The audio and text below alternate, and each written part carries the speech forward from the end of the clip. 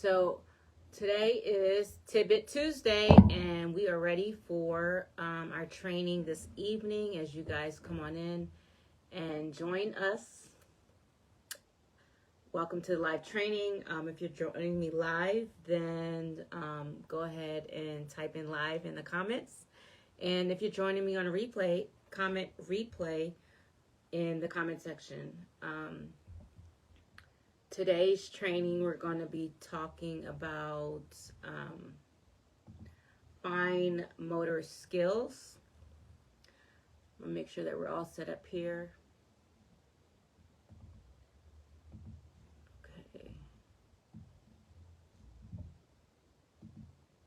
Today we're going to talk about fine motor skills and how to go basically from planning these fine motor skills to having your students playing and enjoying it and have a wonderful time with fine motor skills inside your classroom. So I'm excited to talk about this because this is actually the foundation of writing for your students. Foundation of writing, foundation of self-care, like buttoning up or zipping or zipping up their jackets or unzipping their jackets, and future academic success as well. So I'm really excited to talk to you about this, but a lot of times we can sometimes tend to believe as teachers, fine motor skills, they'll just happen over time, right? With age, over time, they'll get it when they're ready and when they are able, okay? And that's where the struggle begins for us, because we start to see the same struggles with our students time after time after time when we believe that. So you guys coming in, I am Tiffany. I actually have an online coaching program where I teach pre-K teachers how to build a stronger classroom community and command their classroom with confidence so that you can save time, stress less, and succeed more in a fraction of the time that it actually took me to learn how to do this. So today's training is about fine motor skills and how to go from planning these activities to having your students playing and enjoying it. And today's training was actually requested by Christine Doyle. So you guys, if you want to hear, if this is something that you want to hear more about, go ahead and shout Christine out in the comments. This is an interactive training, and the more you engage, the more you will gain, okay? And have fun with this. So I'm super excited. Again, this one was requested by Christine. Shout her out in the comments. All right. And if you're just joining in, let me know you're here watching. So excited to have you guys on. All right. So again, I'm excited to talk to you about these fine motor activities because this is how you can skyrocket your students' independence and have them running the classroom themselves and being able to be more independent without you having to do much. It is possible with these three things, I'm telling you.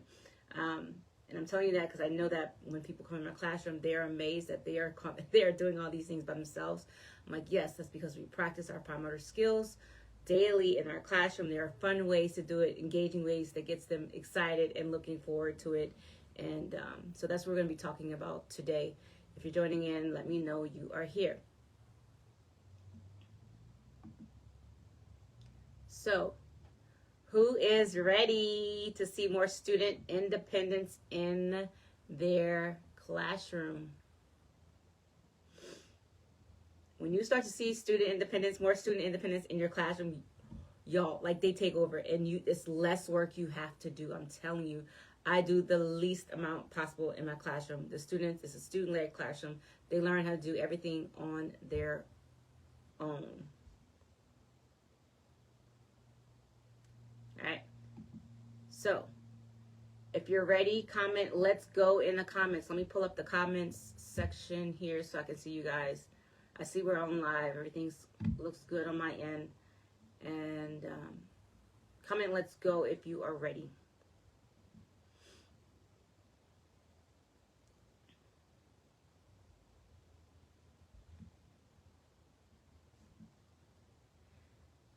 Let's go. Hey, Laura, you made it on. How are you?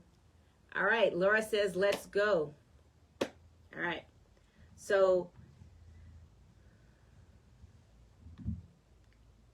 all right, perfect. All right. So here are the 3 cold, hard truths, is what I'm going to call them, about fine motor activities that's holding your students back. Okay. So let's break down these cold, hard truths and what they could be costing you or your students. All right. So cold, hard truth number 1. All right. So we feel that our students develop fine motor skills naturally through play when they are ready and they are able to do it. So basically, they're just not ready for it. They're too young. Those type of beliefs, okay? While play is essential, many students aren't getting, the fact is they aren't getting enough fine motor practice. And with more screen time that they have nowadays and less hands-on and play at home, we can't assume that they'll just build these strong fingers on their own. Like, it'll come on their own when they're ready, okay?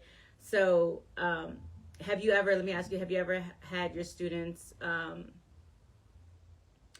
wanting or avoiding cutting activities, or they're holding their scissors awkwardly, they struggle to grip crayons correctly or even markers, tasks like tearing up paper that we think is simple. Tasks like tearing up paper or even lacing beads can take a minute, can take forever on their end, right? Do you know what I mean? Like, are you familiar with any of these? Or maybe you feel like it shouldn't be that hard or it shouldn't take that long. Drop a "that's so me" in the comments. That's so me. Laura says, good, resting you. Good. They want to cut, but they can't use them. It's scary. That's all about what we're talking about, right? So there are ways to get your students to want to use your scissors properly. I love the fact, Laura, that they want to cut and that they're excited. So that's a great start. I love that. So now it's our turn. It's on us now to be able to take that excitement and put it into play, into a way that they can manage it.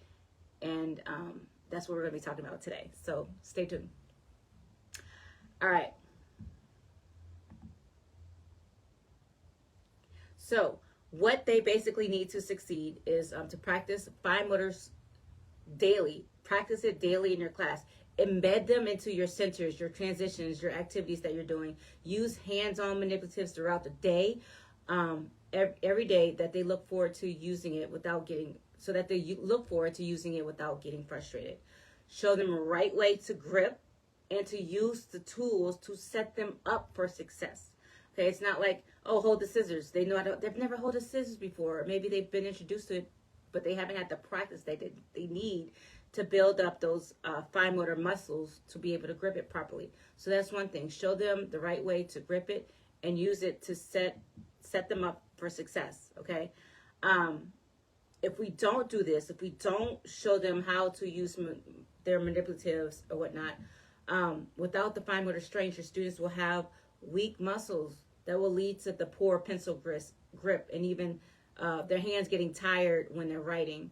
They'll start to struggle with independence in everyday tasks like dressing themselves. Put on your jacket, zip up your coat, button your coat. Even other daily tasks that they need to perform. So here's why you need to build this into your classroom. Okay, imagine a class where your students are confidently holding their pencils. They cut different types of lines, and they even look forward to participating in hands-on tasks without being frustrated. No more avoiding, no more tears, no more "I can't do that" or "I don't know how." Okay, no more of that. No more of that. It's just they start to grow in their fine motor abilities in the classroom. All right. So for example, Oh, so I had a student in my classroom that lacked the fine motor skills in the class, right? The ability to hold their pencil. Once I started to work with him and implement different techniques, he began to get excited to write. He started to write his letters properly, the correct lines. They were legible. It was legible. We could not believe it because the writing in the beginning was, my parents couldn't believe it either. But when we work with them and taught him how to do it, now he comes to us like, Miss Tiffany, look what I wrote. I'm like, man, you got it. You're all the way there. So they're excited, and that means they will start to push themselves to do more in the classroom. Okay, so that is the number one thing. Christine, hey, shout out to you. This one is your request that you requested that I should do. And so all about fine motors, you guys shout her out in the comments. Say thanks, Christine, in the comments. All right, let's go. So who's ready for, what are we talking about? Cold, hard truths. Who's ready for cold, hard truth number 2? Comment 2 in the comment section. Cold, hard truth number 2.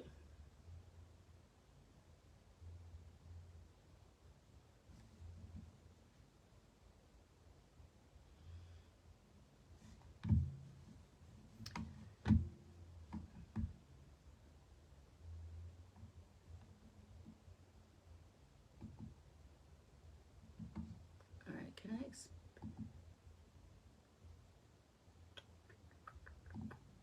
no. Oh yeah, I can.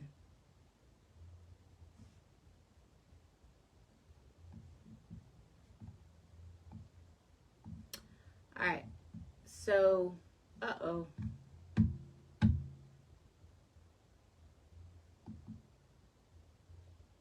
Sorry guys, let me get back to my page. All right. Laura says 2. I wonder if I excited this. And then, nope, I'm not going to do that. Okay. So anyway, all right, let's go. Laura says 2. Christine, 2s across the board. Cold, hard truth number 2. We think if they struggle, they just need more support from me. However, hovering and helping too much prevents our students from building the strength that they need.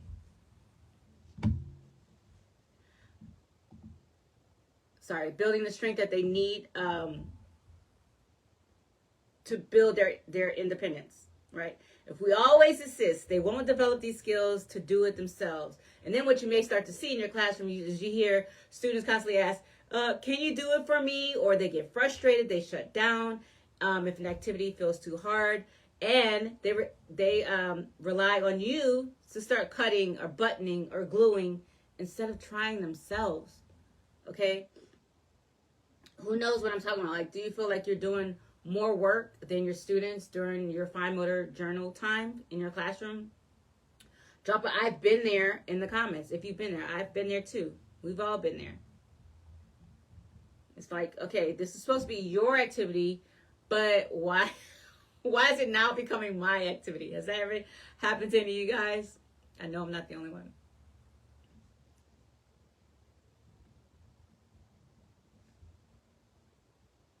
Right? What they need, and what we should start to prepare for them is low pressure practice activities that feel like play and not work. Okay? Encourage them with language, like try again. Instead of stepping in too soon, try again. You can do it. I believe in you. Give them words of encouragement. Progressive challenges, giving progressive challenges. Start simple. Start off very simple, and then add more complexity as they master those simple skills. That will give them the confidence that they need to progress.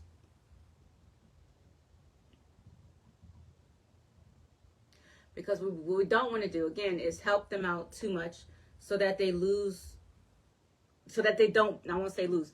We don't want to help them out too much so that they don't build the confidence they need to perform these fine motor skills, okay? We don't want them to become dependent on you instead of building the independence. So here's why, guys, you need to basically step back, let them try, okay? Imagine this, like imagine your classroom where students stick with the challenge. They probably basically cut out shapes, zip their coats, their jackets, without asking for help every single time. Okay? You get to watch them grow instead of doing it all for them. So, like going outside. All right, everybody line up, get your jackets, put your jackets on. They know I'm not doing any of that for them. Okay? So we practiced it. I've modeled for them. They can do that. All right, now you need to, some of them that have buttons, yeah, they may need the buttons because sometimes the buttons are hard, but like the zip up jackets, they know. Like, you're zipping your jacket. I modeled for them how to do it. I gave them the encouragement that they needed to do it. I gave them the ability to practice. It takes 2 minutes. You model it for it. They repeat it. Boom. With practice, they'll all get it. And so now we all go outside. They know, line up, put up their jackets, zip up their jackets. Boom. We're ready to go. We're no longer wasting time. I'm not going down the line. Well, number one, for their health and safety, they're not going outside with the unzipped jacket. Not happening. Not on my watch. No, your jacket's going to be zipped. We don't need the colds and all that.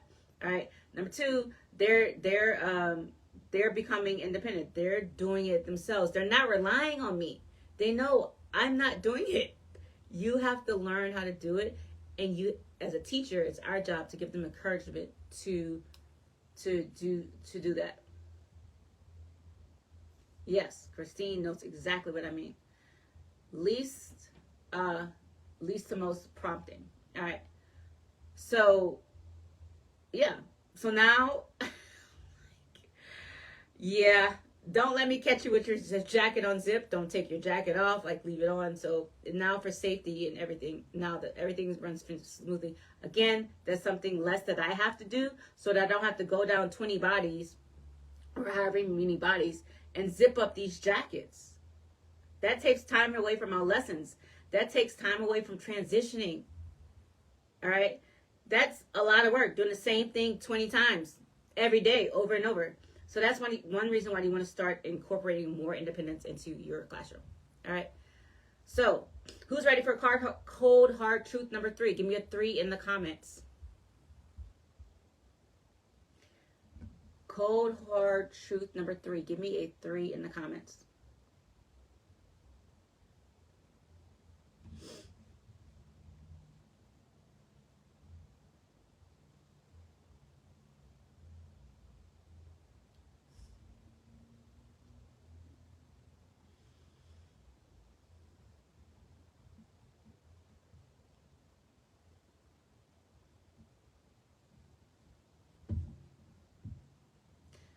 I think this one is a big one.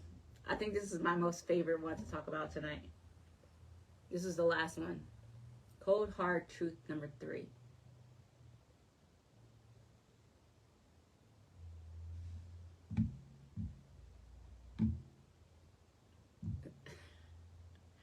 Because I hear this one a lot.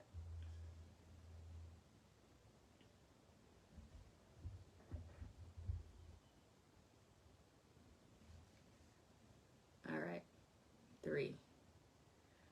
Okay, so Christine, I love it. All 3s across the board. She is ready. Christine's ready. All right, Chris. Number 3, the cold hard truth number 3 is that we don't have time to fit in 5 motor activities into the day. Guys, you don't need extra time. You don't need extra time. You just need to basically include fine motor skills into what you're already doing throughout your day. You could have a designated time for it, or you may not even have a designated time for it, which means that you need to incorporate it throughout your day in your lessons and what you're doing. And if you're not including it throughout your day, you may start to see your kids struggle to keep up with writing tasks, okay? They may tire out quickly and resist drawing or coloring or doing activities like that. You feel behind on handwriting readiness. You're like, they're not ready. But you feel like there's no time to add fine motor work. All right. If you know what I'm talking about, I know I once felt that way. I'm like, I've got to teach this. I'm like, when do I have time to focus on fine motor? When do they expect me to do this? Right? Do you feel like this is something that you may struggle with, or you struggled with in the past? Or maybe you may be struggling with now, doing more work than you can keep up with. You feel like you're doing more work than you can keep up with. Drop a preach in the comments, because I know I've been there. I'm like, okay, yeah, my kids are struggling, but how am I supposed to help them specifically with that if y'all want me to do X, Y, and Z? Drop a preach in the comments. I know I'm not the only one.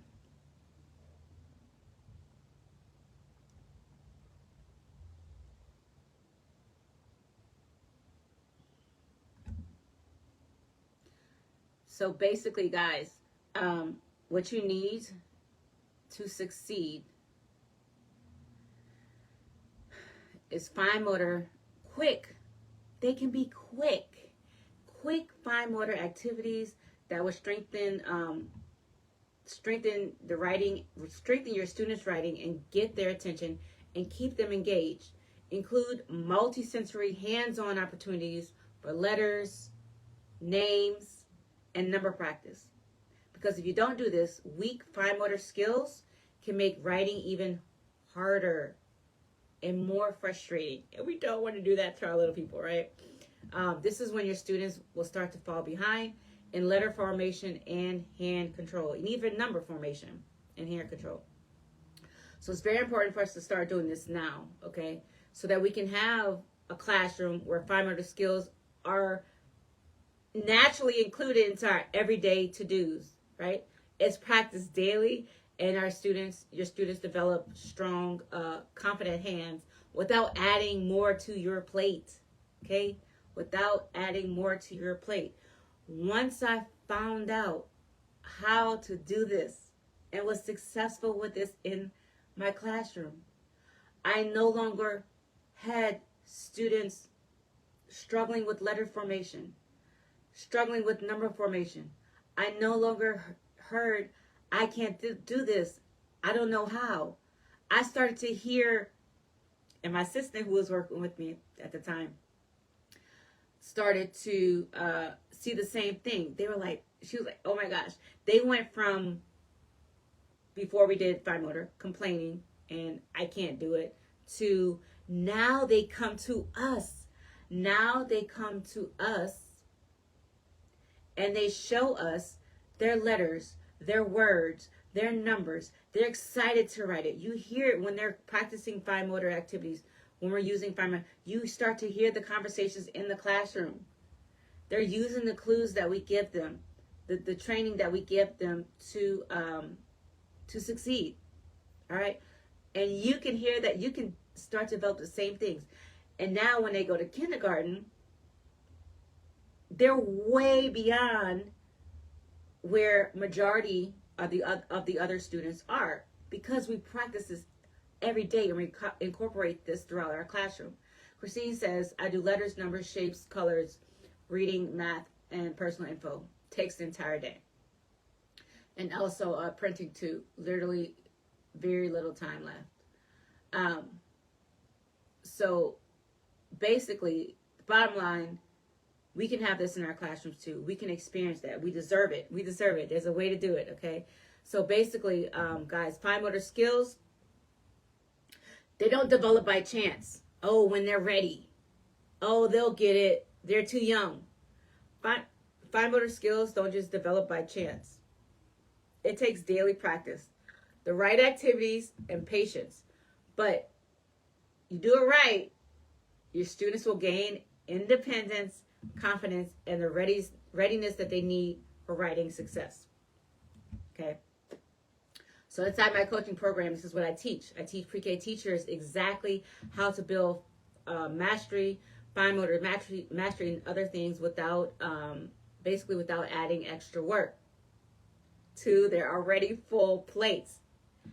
I teach you how to use my fail-proof way to manage your classroom that gets your students excited, running their classroom itself, and exactly for you to exactly know how to gain control of them without you having to wear all the hats in the classroom. Okay? You should wear one hat, and that is just your teacher. Just teach what you have to teach, and that's it. All the other hats, toss them out the window. All right, I'm all about helping teachers save time in their classroom so that they can enjoy teaching again. I help them get back the time they deserve to get things organized. And remember, you got this. You're a superstar. Teachers, we all are. We didn't just sign up to be a teacher. Okay, we have a joy and a passion for this. So when you identify a problem in your classroom, reflect on the solution and make a few key changes, you'll start to see amazing progress that you never even thought was possible. So comment motor if you want simple strategies to help make your students work effortlessly each day in your classroom, throughout your day, managing all things in your classroom. So today I'm going to recap, guys. Today what I spoke about. Today were 3 things. All right. So those 3 things that we spoke about was, number 1, practice your fine motor daily and embed them into your activities. Okay. Number 2, use very, very low pressure practice activities that feel like play and not work. Like, who wants to hear, okay, we're going to work on our alphabets tomorrow. Okay, alphabet practice, number practice again. And then Wednesday, okay, it's time for alphabet. No, make them fun. And include multi-sensory hands-on opportunities for your students. So these are the 3 things most teachers are missing. And if you find your students are not making progress in your classroom, and maybe they lack independence, you are most likely missing these 3 things inside of your classroom. Now, this happens to be what I specialize in. My main coaching is solving classroom management related problems such as fine motor skills. It is my passion. If you follow me, you know this is my passion.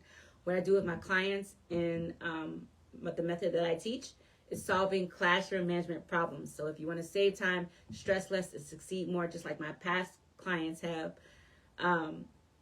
this is something that you may want to get help with. So comment chat, or you can probably message me. This is the ultimate fast track because I teach you how to maximize engagement and get your class on track in a fraction of time. It took me to use micro shortcuts. Now, I will tell you the school that I'm at now, I've been working with my co-teacher. She's been there for 7 years, and she's not seen anything like this. The way I took last year's class and this year's class, from being out of control to them running the classroom smoothly themselves. Our days, we have so much fun. They're stress-free days. Like, I go home and that's it. I'm done. Same for her as well. She went from going home to being stressed out, not having time for her daughter, to now she just goes home. And now she can do extracurricular activities with her daughter and focus on what's important, right? And I want the same thing for you. So if this is something you're looking for help with in your classroom, here's where we're helping next. I'll reach out to you. We'll have a quick conversation about what's going on in your classroom. I'll talk to you and get kind of clear on what's going on and what you're seeing. And I'll give you an actionable step to fix this. Now, if you got a lot of value out of this, you guys know what to do. Comment value. Let me know. Turn your fine motor activities into a relaxing and predictable part of your day. Drop an emoji below if you're excited to finally have fine motor activities that are manageable, and tag a teacher friend who could use a little magic too with their fine motor. Okay, replayers comment as well if you got value. And again, I'll reach out to you guys. I do want to I got you, Christine. I do want to thank you guys for joining me, and I'll see you guys on the next training next week, 7 p.m. Eastern Standard Time here inside of our group. And if you haven't already, check out the content calendar. It tells you the content, the topic that we're talking about each week for the whole month. So this month's content is made. And your requests that are made, I will bump you up to the top of next month's training, and I will post that as well. So anyway, check out the content calendar. Okay, comment on next week's training if you're looking forward to it. And other than that, I see you guys. I appreciate you guys, and I'll see you next week live 7 p.m. Eastern Standard Time here inside of our group. All right, bye guys.